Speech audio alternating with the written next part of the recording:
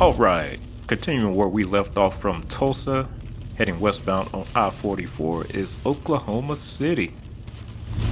I got a first-hand look at why they call it Tornado Alley. The rain got so bad at one point the visibility was like zero, and cars started pulling off to the side of the road. And after surviving a heavy thunderstorm on the Turner Turnpike coming from Tulsa, we arrive in Oklahoma's capital city. Now this is my first time coming to OKC since driving through here like 10 years ago on my way to Lawton to see my younger brother graduate from basic training in the Army. When people think of OKC, the first thing that tends to come to mind is flat, plain, and boring in the middle of nowhere. Well, Oklahoma City is definitely flat, extremely flat, with little to no geographic barriers to development. So let's see how Oklahomans have developed their largest metro area.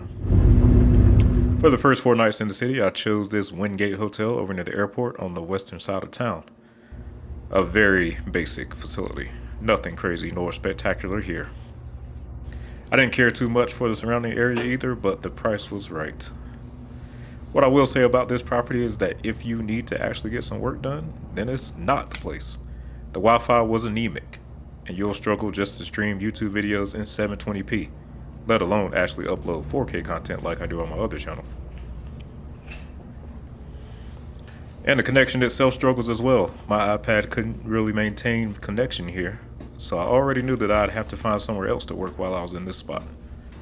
And before we get into the road network and overall city layout, let's get some basic information out of the way. In 2020, Oklahoma City proper had a population of 681,000, up 17.4% from the 2010 population of around 580,000. The more important population, the metro area, had 1.425 million in 2020, up 13.8% from the 2010 population of 1.253 million, making Oklahoma City the 41st largest metro area in the United States. Oklahoma City appears to be one of the few metros where the core city is growing faster than the metro area as a whole. Other significant cities in the metro include Norman with a population of 128,000, also the home of the flagship University of Oklahoma. Edmond to the north with 94,000 people. Moore, which has survived several of the deadliest tornadoes in Oklahoma history, had around 63,000. And further out to the east is Shawnee with 31,000 in 2020. Alright, now let's take a look at this roadway network in the city layout.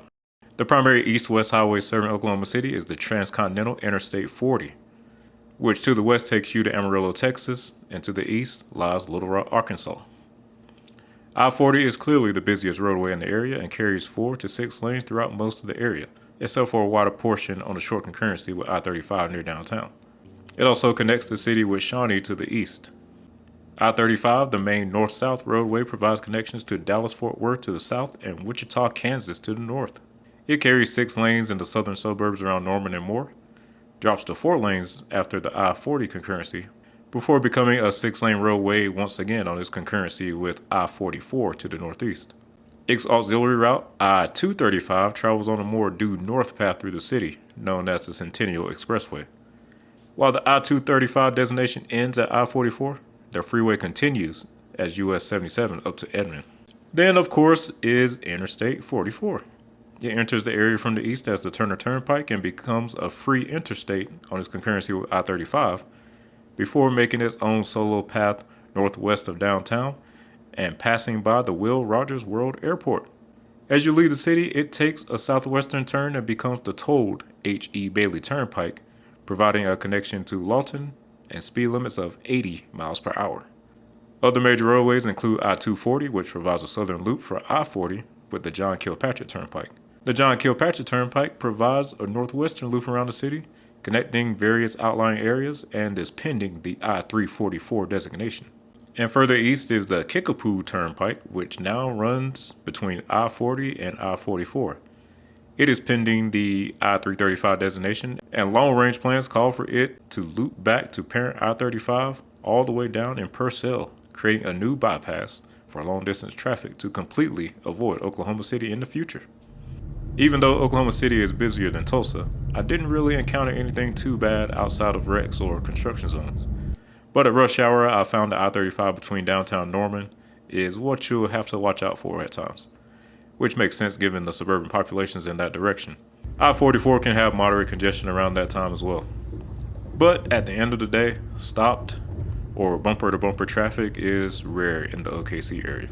As far as the surface streets, Oklahoma City looks very similar to Dallas, Texas. One could call it Dallas-Lite. The majority of the city and its suburbs have the same superblock layout that you'll find in Dallas's northern suburbs. Major arterial routes, which are usually 4 to 5 lanes and contain low-density retail and commercial areas along them, while the interiors of these blocks usually consist of low-density residential areas, or single-family homes if you will. Even once you get outside of the more developed portions of the area, you can see this pattern on the fringe parts of the metro just waiting to be filled in with more homes. I call it Dallas-Lite because unlike the wider 6-lane arterials that you can find in the Dallas area, the ones in OKC are usually just 4 lanes, occasionally with a center lane. So basically what you'll see in most American metros where the land is flat and open, this tends to be the dominant style of development. The downtown area looks a little different in that its streets are more densely spaced. There is more dense commercial and residential development in this area. But overall, it's a very spread out metro area as the downtown quickly gives way to those super blocks. Outside of the highlighted areas on the map, this is what you can expect in most of OKC. And one interesting thing of note is that unlike most other capital cities, Oklahoma's state capital lies outside of the central business district. But that's the basic layout of the place. So let's go see what it looks like on the ground. And right now we're coming up on South Robinson Avenue, heading into downtown. To the right, looks like an old industrial area. This part of town looks more run down and has seen better days. And I know you guys love seeing the blighted areas, but I didn't really have time to check it out more on this visit. To the left is Scissortail Park, which we'll take a stroll through later. The park looks modern and amazing, while the businesses to the right have definitely seen their better days in the past. The skyline, if you want to call it that, is visible in the distance. And that tall building you see is the Devon Energy Center. At 844 feet, it is the tallest building in Oklahoma.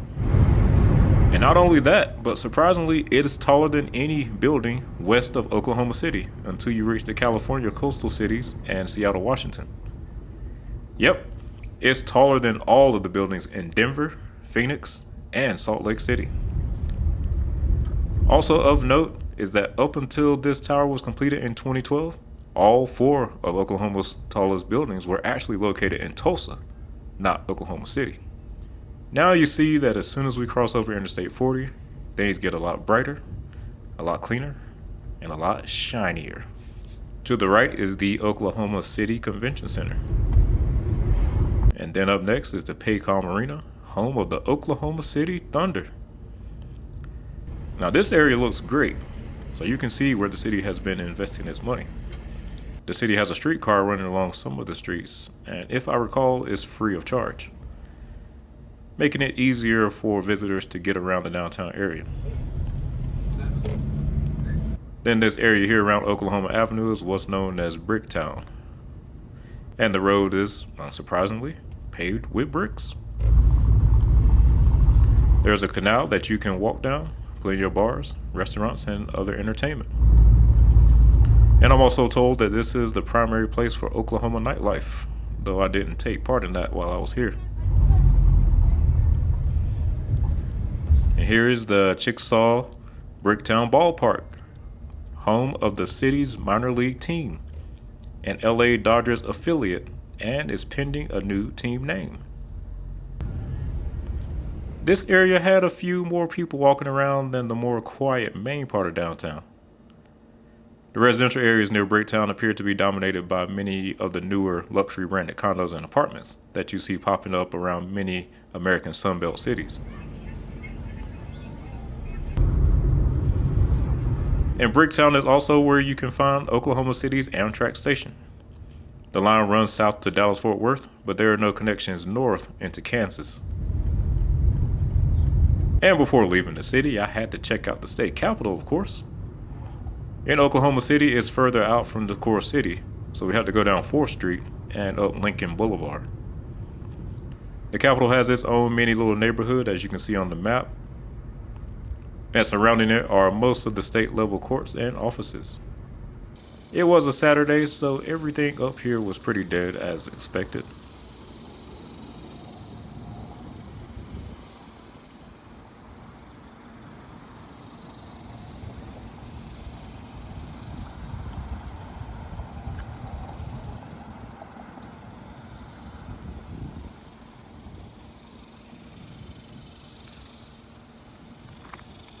On the way back, I decided to take a stroll through Scissortail Park.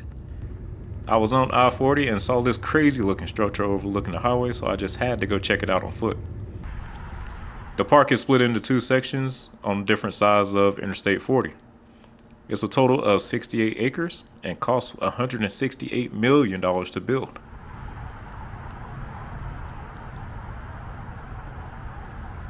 And we're walking up here through South Scissortail as we approach the main structure.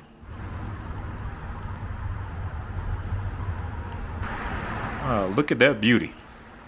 Now this is supposed to represent a scissortail flycatcher, the Oklahoma state bird. And down below is I-40, 8 lanes, free flowing.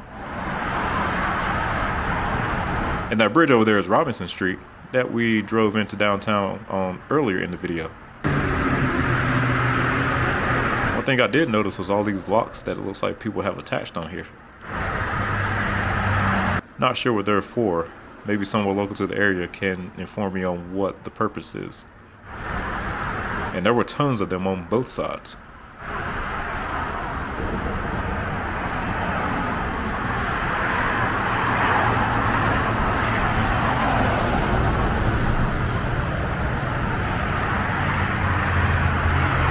Then also over there you have the Union Pacific freight rail line running alongside the freeway. And continuing into the north side of the park, you get a nice view of the little skyline.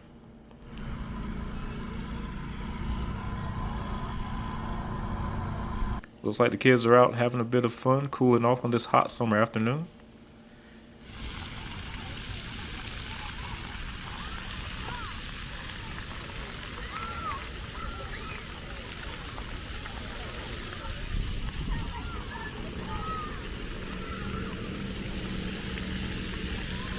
There's a pond over here with a trail that runs around it.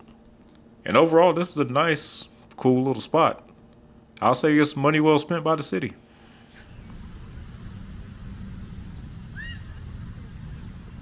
And before we wrap things up, I want to briefly discuss some of Oklahoma City's suburbs, since I know most of you guys just love suburbs. First, there's the college town of Norman, home of the University of Oklahoma.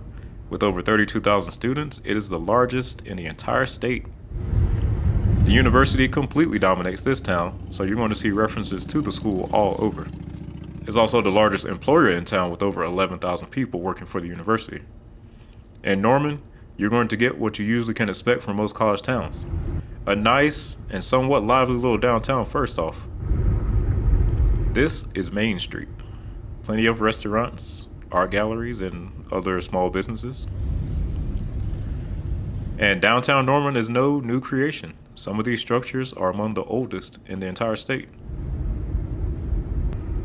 Then moving on to the college campus, if you can't already tell, the University of Oklahoma is all about football. Since this was in July, school was out, so there aren't as many people out and about as there probably would have been otherwise. The stadium here can often have up to 85,000 people in attendance for games. Very impressive. The architecture style used around here is actually called Cherokee Gothic, a name coined by architect Frank Lloyd Wright. One thing you'll notice is how clean and well manicured the campus is. So it looks like football brings in a heck of a lot of revenue. And then we have some of the nearby student housing areas. And of course, this area has sidewalks, crosswalks, and everything for pedestrians to get around. Norman is accessible to Oklahoma City via Interstate 35. And there's a cute little mall out here called the Sooner Mall where you can get a light shopping fix. And many of your favorite big box retailers have a presence out here as well. And just up the road from Norman is Moore. I actually spent my last night in the Oklahoma City area here in Moore before heading north into Kansas. Moore is in between OKC and Norman, and if you've heard anything about this town, then you know that its claim to fame is that it has been repeatedly struck by several very powerful tornadoes. In fact, the 3 costliest tornadoes in state history have all occurred in Moore. Outside of the downtown area, near Interstate 35, the entire layout of Moore consists of those superblocks that I spoke of earlier. So you can easily tell when most of this city was developed. And right now we're heading westbound on Main Street, and you can already see that Moore's downtown is a lot more modest than that of Norman. The difference made from the impact of college students is very clear. And so this intersection we're crossing through is what's considered the center of Moore. When you cross I-35, things transition into a quiet residential neighborhood. And the homes look decent, and the neighborhood quite peaceful. This will remind you of your typical suburban American style development. And one interesting thing is that, like the Dallas area, the roads here are also paved with concrete. Outside of that, there's not much more of interest to see here. Just a simple bedroom community of a larger city, and mostly low-density residential developments. And despite the destruction from the tornadoes, Moore continues to grow and keep on trucking, gaining 34% and 14% in population over the past 20 years. Now, the last suburb I checked out was Edmond to the north of the city. Access to Edmond is provided by Interstate 35 as well as US 77, which is a continuation of Interstate 235 at interstate standards until entering the Edmond city limits, where it becomes South Broadway. Now entering the city, we are greeted with mostly strip mall type developments lining both sides of the roadway, chain restaurants, car dealerships, and various other shopping areas. After crossing Edmond Road, we see signage for downtown. The downtown style development lasts for a couple blocks until you cross Main Street, and then it reverts back to your typical arterial route. Now, up until 1949, Edmond was known as a sundown town, so you couldn't purchase property out here unless you were white or Native American. And moving on to the east, we come to the University of Central Oklahoma. Not as large as the University of Oklahoma in Norman, but it's no slouch either. The University of Central Oklahoma boasts 14,000 students. Outside of that, Edmond looks pretty clean and safe. And I personally didn't run into any blighted or rundown areas. So I'll give credit where it's due. Most of the Oklahoma City suburbs look pretty healthy. And the development style of Edmond, like most of the area, consists of superblocks outside of the downtown area and the university. So overall thoughts on OKC. If you look at the development style, it truly is what I would call Dallas-Lite. The downtown area is decent, but on the smaller side, and most of the development looks very similar to the far-flung areas of the DFW. Now, obviously, if you choose to live in Oklahoma City over a Dallas, then you're going to miss out on the entertainment and such that you can find down in a much larger DFW. And while traffic here doesn't flow as well as Tulsa, it's much better than pretty much anything you can find in any of the other fast-growing southern metros like Nashville, Charlotte, Atlanta, and such. And the Oklahoma DOT is actually doing a pretty good job keeping up with growth. I didn't really find too many areas outside of construction or wrecks where traffic was too much of an issue. But of course, you know, when it comes to traffic, everyone's going to tell you that their city has the worst traffic. But you should be aware that most of the new further out roadways and freeways in the Oklahoma City area are toll roads.